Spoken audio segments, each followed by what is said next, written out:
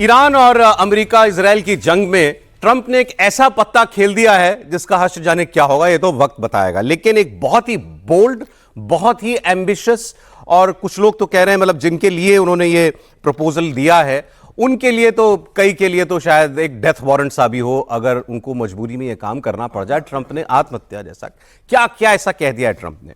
पहले तो ट्रंप ने ये कहा कि कल एक लंबा चौड़ा 2 पन्ने का पोस्ट किया ट्रंप ने सोशल मीडिया पर, और कहा कि negotiations with Iran are proceeding nicely.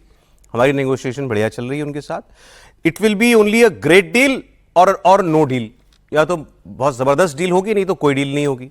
और उसके बाद फिर back to the battle ground and shooting, but bigger and stronger than ever before. इसके बाद हम फिर बम मारेंगे अगर हमारी बात नहीं बन पाती है तो। अब उन्होंने कल क्या किया, उन्होंने सऊदी अरब के, कतर के, पाकिस्तान के फील्ड मार्शल भी था उसमें, तुर्की के एर्दोगान जी जो हैं, इजिप्ट के अल-सीसी जी, किंग अब्दुल्ला जॉर्डन के, बहरीन के खलीफा जो हैं, उन सब के साथ इन्होंने एक वीडियो कॉल किया, वीडियो कॉल या ऑडियो कॉल जो भी, एक सबको एक साथ लिया उन्होंने ऑनलाइन। और वहाँ उन्होंने एक ऐसी बात की कि उस कई मैं उनको रिपोर्टर्स को वेस्ट के पढ़ रहा हूँ कि इन्होंने कुछ ऐसी बात की कि उसके बाद सन्नाटा हो गया। तो ट्रंप को डाउट हुआ कि ये लोग चले तो नहीं गए, ये हैं भी कि नहीं। तो उन्होंने पूछा कि आर यू स्टिल देयर। मतलब वो बात इतनी सन्न कर देने वाली थी वहां बैठे लोगों के लिए, उन सब लोगों के लिए जो भी कॉल पर थे, कि अब सब खामोश हो गए कि क्या कह रहे हैं ये। उन्होंने कहा ये कि मैं ये डील कर रहा हूं ईरान के साथ, लेकिन मेरी एक शर्त है। आप कहेंगे कि जंग तो, गर्दन तो फंसी हुई है अमेरिका की, तो वो शर्त इनके सामने क्यों रखा हुआ है। ट्रंप की गर्दन फंसी हुई है, ट्रंप का केवल इतना ही तो है ना भाई, वो वापस आ जाएगा, बल्कि बाकी बेइज्जती तो उतनी होती है जितनी महसूस की जाती है। तो आप बोल दो मैं जंग जीत के आ गया, कोई फर्क नहीं पड़ेगा उनको, इससे ज्यादा क्या है। दुनिया ही तो कहेगी कि आप हार के आ गए। लेकिन इनको तो वाकई गर्दनों से पकड़ रखा है ईरान ने, इन सारे देशों को। उसने ये दिखा दिया कि वो जब चाहे, जब वो तब उनके सारे तेल गैस के अड्डों को धुआं कर सकता है, और वो कुछ नहीं कर सकते। अमेरिका भी उनको नहीं बचा सकता, ये ईरान ने साबित कर दिया। तो ट्रंप ने भी देखा, ट्रंप ने कहा अच्छा मौका है, यहां से ऐसा काम बनवा लो अपना और इजराइल का, जो कि कोई नहीं कर पाया। अच्छा, अगर ये काम वो करा लें तो फिर ट्रंप को नोबेल दे देना चाहिए, ये मेरी राय है, मेहमानों की राय अलग होगी। उन्होंने कहा तुम सब अब्राहम अकॉर्ड साइन करोगे। अब्राहम अकॉर्ड का मतलब है तुम सब इजराइल को मान्यता दे दोगे। मान्यता दे दोगे तो तुम्हारा दुश्मन नहीं रह जाएगा। तो ये इजराइल के लिए एक बहुत बड़ी चीज होगी। इजराइल जो ये अस्तित्व की लड़ाई लड़ता है और लड़ता ही रहता है हर वक्त, वो जरूरत शायद उसकी खत्म हो जाए। अब इनमें सबसे बड़ी अड़चन किन किन को आएगी? इनमें अड़चन आएगी तुर्की, सबसे बड़ी सऊदी अरब को, फिर आएगी तुर्की को, फिर आएगी पाकिस्तान को। कतर के ऊपर तो अभी मिसाइल मारी थी इजराइल ने पिछले साल, वो कैसे स्वीकार करेगा इजराइल को। तो ये काम जो है ट्रंप अब इस डील के बहाने जो है वो करा लेना चाहते हैं। और देखिए कितना मजेदार उन्होंने जुमला जो है इस्तेमाल किया, I mandatorily request, I mandatorily request all of you to sign Abraham Accord. मतलब रिक्वेस्ट भी मैंडेटरी है ये। I would like to request to threaten you. So अब वो ये लिख भी रहे हैं, फिर उसके बाद ये लिख रहे हैं, उन्होंने नाम लिए कि ये कतर, पाकिस्तान, तुर्की, इजिप्ट, जॉर्डन, बहरीन और यूएई ऑलरेडी मेंबर हैं। तो कह रहे हैं देखो ये लोग तो बड़े मजे में जी रहे हैं, सूडान और मोरक्को भी है। हाँ, कि इन लोगों को तो कोई प्रॉब्लम नहीं आ रही है, तो आपको ये काम जो है वो करना पड़ जाएगा। अब बात बोली ट्रंप ने कि ईरान को भी जोड़ने में मुझे खुशी होगी। हाँ, बोला कि इसके बाद अगर ईरान भी आ जाए इसमें अकॉर्ड में, तो फिर तो क्या ही बात है, फिर तो बहुत ही शानदार। तो नहीं, ट्रंप चाचा ने क्या सोचा? खुशी तो होगी, लेकिन ये सचमुच ट्रंप या तो बहुत कुछ ऐसी चीज है जो दुनिया में किसी को नहीं समझ में आ रहा है, और उनकी कुछ बातचीत हो रही है, कुछ समझ बन रही है, और शायद यही वजह है कि दुनिया के सभी देशों के साथ, विशेष करके मुस्लिम देशों के साथ वो उस तरह की बातचीत कर रहे हैं। क्या ईरान को उन्होंने उस हद तक अपने आप, एक जिसको कहें कि सहमति तक वो ले गए हैं कि अंत में हम लोग समझौता करेंगे तो इस बिग बैंग एक अनाउंसमेंट के साथ करेंगे, क्या वहां तक लेकर वो चले गए हैं? क्या पूरा का पूरा जो पश्चिम एशिया है उसका वो, मतलब जो एक ही जगह पे 3 क्रिश्चियन, ज्यू और इस्लामिक, उसका जो एक ही जो सबसे बड़ा केंद्र है यरूशलेम, क्या उसको वो पूरी तरह से सुधार देने वाले हैं, उसको समस्या का समाधान कर देने वाले हैं? अब इसका जवाब तो नहीं में आता है। तो फिर ये सब क्यों कर रहे हैं? तो फिर लगता है कि शायद ट्रंप को ऐसी बातें कहने की अब आदत सी पड़ चुकी है। अब हम लोग इस बीच में भूल गए पता नहीं परसों पूछ रहे थे अभी विजय जी मुझसे, कहे कि वो जो वोल्डोमिर जेलेंस्की थी उसकी कुछ खबर मिली क्या? तो ये विजय जी मुझसे परसों पूछ रहे थे। अब होता क्या है कि ट्रंप जब आए थे, ट्रंप ने कहा था कि हम तो 1 घंटे में बैठाएंगे और दोनों कर देंगे। वो अलास्का वाली मीट कब हुई, कहाँ हुई, वो दोनों के प्लेन उतरे थे, बड़ा सब कुछ हुआ था, बॉडी लैंग्वेज एक्सपर्ट बॉडी पढ़ रहे थे। क्या हुआ? बॉडी लैंग्वेज पढ़ते पढ़ते यहां तक हम आ गए। मुझे लगता है कि ट्रंप पता नहीं, मतलब जिसको कहते हैं कि उथल पुथल में ही अपना कार्यकाल बिता देना चाहते हैं और दुनिया भी उथल पुथल में रहे, वो भी उथल पुथल में रहे, क्योंकि ये तो संभव नहीं होने वाला है। ये इतनी चीजें नहीं संभव होने वाली है कि एक साथ जितनी समस्याएं हैं वो सब समाधान हो जाए। और क्या गाजा में वो बस्ती बन गई क्या? वो जो बफर जोन बनना था, इंटरनेशनल सिक्योरिटी क्या आईएसएफ कौन सी बनाए थे, वो बन गई क्या? कुछ नहीं। बेचारे जेलेंस्की तो रोज ही रो रहे होंगे, उनका तो बुरा हाल है। अभी कल मारा है रशिया ने, बहुत भयानक धमकी दी है, मैं कीव बर्बाद कर दूंगा। मैं वही कह रहा हूं, बहुत भयानक मिसाइलें मारी। तो मुझे लगता है कि ट्रंप तो बस ये है कि दुनिया में दूसरे तरह की हेडलाइन बनाकर वो एक मतलब विचित्र ही काम कर रहे हैं। इसी में एक और वो गजब बात कह रहे हैं। एक तो मैंडेटरीली रिक्वेस्ट किया, हाँ। फिर ऊपर से कह रहे हैं it may be possible that 1 or 2 may have a reason for not doing so and that will be accepted. कि एक आध आप में से हैं जिनकी मजबूरी मैं समझता हूं कि आप ये करना चाहें, और लोग अंदाजा लगा रहे हैं कि वो ये पाकिस्तान के लिए कह रहे हैं, क्योंकि पाकिस्तान तो जल उठेगा और मर उठेगा अगर पाकिस्तान ने ये काम कर दिया। और पाकिस्तान ने ये डिक्लेयर भी कर दिया है कि हम ये काम नहीं करने वाले। उनके रक्षा मंत्री ने ये बयान भी दिया उनके टीवी पे जाके, सुनाता हूं आपको।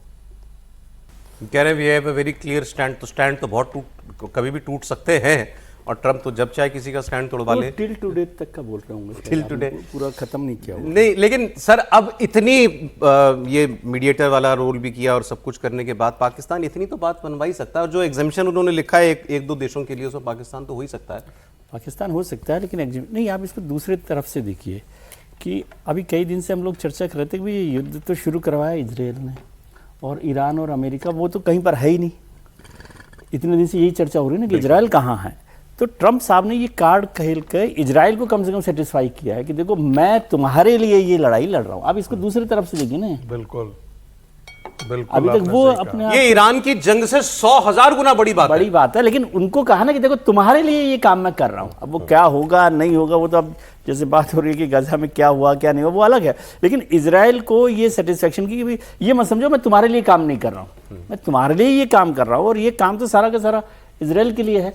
और अगर यही काम हो जाता तो फिर तो झंझट की फिर बात ही क्या हो रही है, इसमें कोई विवाद नहीं है। लेकिन उन्होंने, और क्या होता है बड़े जो लीडर्स होते हैं, बड़े लीडर्स मतलब अमेरिका बड़ा देश है, मैं ट्रंप साहब के और उसके राष्ट्रपति हैं, तो वो एक बात को फेंक देते हैं तो आप इस पर चर्चा शुरू कर देते हैं और कंसिडरेशन एक नए तरीके से शुरू होता है। आप इसको ऐसे मत समझिए, मैं इसको ऐसे नहीं देखता कि उन्होंने कुछ बात फेंक दी है कार्ड्स को टेबल पर और अब ये उड़ गया, ऐसा नहीं है। ये कहीं ना कहीं सिमर करने लगती है बातचीत।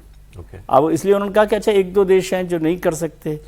फिर अभी क्या आप रक्षा मंत्री जी को सुन रहे हैं पाकिस्तान के, वो कह रहे हैं कि नहीं ये नहीं है। मैं कह रहा हूँ इसमें आप शब्द जोड़ लीजिए, till now we have the clear stand. Serious note पे मैं कह रहा हूँ भाई, ये तो वो लोग, आप सुनिए ना गाजा में क्या हुआ था जब वो सेना भेजनी थी तो पाकिस्तान तो नहीं था, पाकिस्तान तैयार हुआ कि नहीं हुआ? आप बात ठीक कह रहे हैं, लेकिन यहाँ पर तो उम्मीद ये थी कि अभी 1-2 दिन में शायद कुछ समझौता हो जाए। 1-2 दिन में कुछ नहीं होता, लेकिन और ये कह रहे हैं ये समझौते का पार्ट होगा, ये तो तुरंत करने को कह रहे हैं। जितना रायता फैला लिया जाए उतना अच्छा रहता है ना। वैसे इसको लेकिन इसको इजराइल के पक्ष की तरफ से देखेंगे तो ये आपको थोड़ा दूसरी तरह से पिक्चर समझ में आएगी। पाकिस्तान करेगा नहीं करेगा वो अलग बात है, क्योंकि वो परेशानी में आएगा। कैसे भाई, पाकिस्तान तो ऐसा देश है जिसने लिख रखा है कि इजरायली पासपोर्ट धारकों को हम इजाजत नहीं देते हैं। वही तो उनके मंत्री बता रहे हैं। हाँ, वही कह रहे हैं this passport is not valid for travel to Israel. कहां से जो है, नहीं वो तो ठीक है, मैं कह रहा हूं कि पाकिस्तान छोटी चीज है, सऊदी अरब सबसे बड़ी चीज है सर। सऊदी अरब सबसे बड़ा होल्ड आउट है। हाँ, सबसे बड़ा इस पूरे रीजन में अगर इजराइल को सब लोग स्वीकार कर लेंगे तो एक दिन शांति भी कर लेंगे, दोस्ती भी कर लेंगे। वो उसके बीच में सबसे बड़ी अड़चन सऊदी अरब है, क्योंकि वो मुस्लिम दुनिया का राजा है, वो होली मॉस्क की वजह से भी है एक तो, वो भी उसी कारण मक्का मदीना, क्योंकि दोनों वो अगर पिघल गया तो फिर बात ही खत्म हो गई। लेकिन वो पिघल नहीं रहा। खबर ये भी है कि उसने ये कह दिया है कि अब्राहम अकॉर्ड में वो एक वक्त बहुत करीब पहुंच गया था। यूएई ने तो साइन कर लिया, वो भी करने वाला था, लेकिन उसने एक शर्त रख दी थी। उसने कहा था हम कर लेंगे इजराइल को स्वीकार, लेकिन इजराइल और फिलिस्तीन की कॉन्फ्लिक्ट का एक अलग फिलिस्तीन स्टेट का कोई आप एक कमिटमेंट दीजिए या उसका एक रोड मैप बताइए कि ये फिलिस्तीन स्टेट बनेगा, तब हम ये काम करने के लिए तैयार हैं। वो अपनी शर्त पे आज भी कायम। तो सर शर्त का मतलब ये होता है, एक बात छोटी सी लाइन कर रहा हूं, शर्त जब आप रखते हैं इसका मतलब है you are ready to consider, इसको भी आप समझिए। ठीक है, जब भी आप शर्त रखते हैं, आप कहते हैं कि नहीं हम तो ये नहीं करेंगे, आपने कहा नहीं ऐसा तब हो सकता है जब, इसका मतलब है you are ready to consider anything. हाँ वो तो है, बट वो कंडीशन भी बड़ी है ना, वो इजराइल नहीं तैयार होगा अलग पैलेस्टीन स्टेट। कंडीशंस तो है ना, बहुत धीरे धीरे चलती है ना। ठीक है। हाँ सर, देखिए मुस्लिम कंट्रीज में हम देखें तो बड़े देश कौन कौन से हैं जो बहुत ताकतवर देश हैं, तो हम खाड़ी के देशों को ले लेते हैं, कतर ले लेते हैं, बहरीन ले लेते हैं, फिर सऊदी अरबिया ले लेते हैं, यूएई ले लेते हैं, फिर नीचे जरा आते हैं तो पाकिस्तान ले लेते हैं, उधर चले जाते हैं तो सूडान चले जाते हैं, इजिप्ट चले जाते हैं, जॉर्डन चले जाते हैं, मोरक्को चले जाते हैं, फिर साउथ ईस्ट एशिया में आते हैं तो मलेशिया चले जाते हैं, इंडोनेशिया चले जाते हैं। सर हम तो कहीं भी नहीं गए। यूरेशिया तक जाइए ना, तक जाइए ना। मैं इतने ही जो बड़े प्लेयर के तौर पर हम आप देखते हैं, ये भाई यही सब बड़े प्लेयर है ना। क्या 1979 में कैंप डेविड समझौता नहीं हुआ इजिप्ट के साथ? इजिप्ट को जब पीटा बढ़िया से इजराइल ने, तो वो समझौता के टेबल पर आया, और समझौता के टेबल पर आने के बाद उनके पास उनके पीस ट्रीटी हो गए उनके साथ। जॉर्डन के साथ पीस ट्रीटी हो गए हैं, मोरक्को, सूडान, यूएई, ये सब उसके अब्राहम अकॉर्ड के साथ आ गए हैं। महत्वपूर्ण बात है जो जिसकी तरफ ट्रंप इशारा कर रहे हैं संभवतः, वो सिर्फ सऊदी अरब है। देखिए यदि सऊदी अरब हो जाता है तो फिर ये सऊदी अरब जैसे हैं जैसे मठाधीश होते हैं ना। हाँ, मठाधीश, फिर बाकी सब आ जाएंगे। भाई जब केंद्र ही मक्का मदीना, वहीं से तो आप रेफरेंस लेते हैं कुछ भी चीज। दुनिया की जितने भी ताकतवर देश हैं वो दो जगह से लिया करते थे। एक तो इजिप्ट के अंदर बहुत बड़ा मदरसा है जो दुनिया का बहुत प्रतिष्ठित, जैसे हमारे यहाँ देवबंद है वैसे ही दुनिया का बहुत प्रसिद्ध है। मौलाना अबुल कलाम आजाद वहीं से पढ़ करके आए थे। अच्छा, ठीक है। तो ऐसे इसलिए हमेशा वहां पर रेफर किया जाता है उन्होंने। अब ऐसे कंट्री कर लिए हैं तो इसका मतलब ये नहीं है कि ये असंभव चीज है, असंभव नहीं है। वो तो बात सही है, संभव हो सकता है। और पाकिस्तान के पासपोर्ट पर आ जाने में एक चीज कितना समय लगता है। ऐसा ही है कि अब चाइना से बोल दो कि ताइवान को आप मान्यता दे दो, वैसा ही है। बिल्कुल वैसा कुछ ही है। देशों के लिए ऐसा हाँ है। कुछ देशों के लिए वैसे लेकिन ये अगर मैंने कहा कि ये काम हो जाए, ये काम दुनिया के लिए बहुत अच्छा होगा। एक बहुत बड़ी मेजर कॉन्फ्लिक्ट शायद हमेशा के लिए खत्म हो जाए। अगर हो जाए तो फिर तो अब्राहम अकॉर्ड में सिर्फ उतना ही नहीं है, फिर ट्रेड भी है, इंटेलिजेंस शेयरिंग है, कोऑपरेशन है। अब सर वो लेकिन देश में शुरू हो जाएगी ना। पाकिस्तान साइन तो कर ले, फिर पाकिस्तान की जनता पाकिस्तान को सबक सिखाएगी। करेगा ये जो ट्रंप ने एक लाइन लिखी है ना कि एक दो देशों को संभव ही नहीं है। देखिए प्रिंसली स्टेट्स कर सकते हैं, जहां पर राजे महाराजे हैं वो कर सकते हैं, लेकिन कोई भी डेमोक्रेटिक स्टेट नहीं कर पाएगा क्योंकि वहां उथल पुथल मच जाएगी। समीर जी आ रहा हूं आपके पास। फॉरेन पॉलिसीज में बहुत स्पेस होती है, आप इस बात को ध्यान रखिए, बहुत फ्लेक्सिबिलिटी होती है। ये जो हार्डकोर जो लोग हैं वो केवल देश के अंदर चलते हैं। हम तो कह रहे हैं हो जाए तो बहुत बढ़िया बात है सर, और ईरान भी आ जाए फिर बाद में तो किस्सा ही खत्म। अब ये जो मार्को रूबियो साहब यहाँ पर आए हुए हैं, आज क्वाड के विदेश मंत्रियों की मीटिंग भी चल रही है, लेकिन उनके जो कुछ एक बयान यहाँ पर दिए गए ना, जहां पर दर्द होना था वहां हुआ, और आवाज भी आ रही है, अब कराहें आ रही हैं पाकिस्तान से। उन्होंने कह दिया था कि भाई पूछा गया था कि आप ये पाकिस्तान जो मीडिएशन कर रहा है इस लड़ाई में, इसके बारे में कोई चर्चा हुई थी क्या, कोई कंसर्न इंडिया ने रेज किया? ये इंडिया के रिपोर्टर ने पूछा था उनसे कल जयपुर में शायद। तो उन्होंने ये कहा था कि इंडिया अपने कंसर्न्स हमको बताता रहता है, और उसके जो कंसर्न हैं वो पाकिस्तान से आने वाले आतंकवाद को लेकर के हैं। तो उन्होंने और टेररिज्म वर्ड यूज किया था उन्होंने।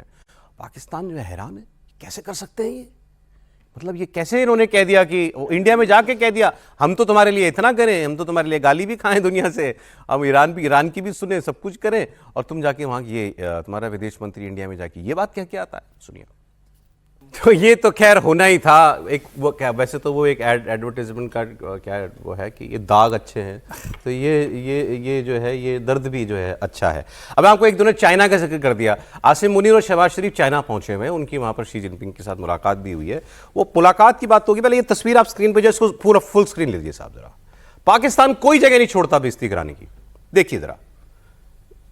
एक बार फिर से इसको शुरुआत से चलाइए, एक बार शुरुआत से चला दीजिए, दोबारा चला दीजिए। स्कूल के बच्चे जैसे असेंबली में खड़े होते नहीं दिख रहे आपको? आसिफ मुनीर, शहबाज शरीफ, वो फॉरेन मिनिस्टर है, सब लाइन में खड़े होकर वेट कर रहे हैं। किसका? अब जब कैमरा उधर घूमेगा तो आपको दिखाई देगा। जरा अगर आगे तक की तस्वीर है तो दिखाइएगा जरा पूरा। अब ये जब ये आगे आगे जा करके अगर पूरा वो विजुअल लिया गया है तो ये तस्वीर जो है घूमेगी और दरवाजा खुलेगा। इनको वेट कराया गया बंद कमरे के बाहर, शी जिनपिंग ने वेट कराया और ये लाइन में लग के वेट कर रहे थे। दोबारा एक बार फिर से उस शुरुआती वाली विजुअल ले लीजिए। विजय जी ने ऐसे बहुत सारे समिट्स जो हैं वो देखे होंगे। सर ऐसे होते हैं समिट? ये डिसिप्लिन लोग ना सर, ये सारे बहुत बार कर रहे हैं और शी जिनपिंग अंदर बैठा हुआ है। ये गेस्ट है, वो होस्ट है। वो एक बार आपने देखा होगा कि आसिम मुनीर साहब आई कार्ड कुछ दिखाने का शायद कुछ चल रहा हाँ, था। वो मांग लिया था उनसे कहीं यूरोप में, जर्मनी में। अंदर पहले पुतिन ने पूछ रहा होगा ना कि अभी तक पाकिस्तान को हमने कितना पैसा दिया और शी जिनपिंग, और कितनी बार इन्होंने हमें झूठ बोला है पैसा वापस करने के लिए। और आज कोई पैसा मांगना तो नहीं है कटोरा लेके फिर से, बस अजीब पता है तस्वीर- कि पैसे लेके शी जिनपिंग के पास नहीं है। नहीं, हमको तो आदत हो गई है, हमारे लिए अजीब है, उनको तो आदत हो गई है। उनको अगर सम्मान मिलेगा तो तकलीफ होगी यार, हमारा इतने सम्मान से क्यों पेश आ रहे हैं।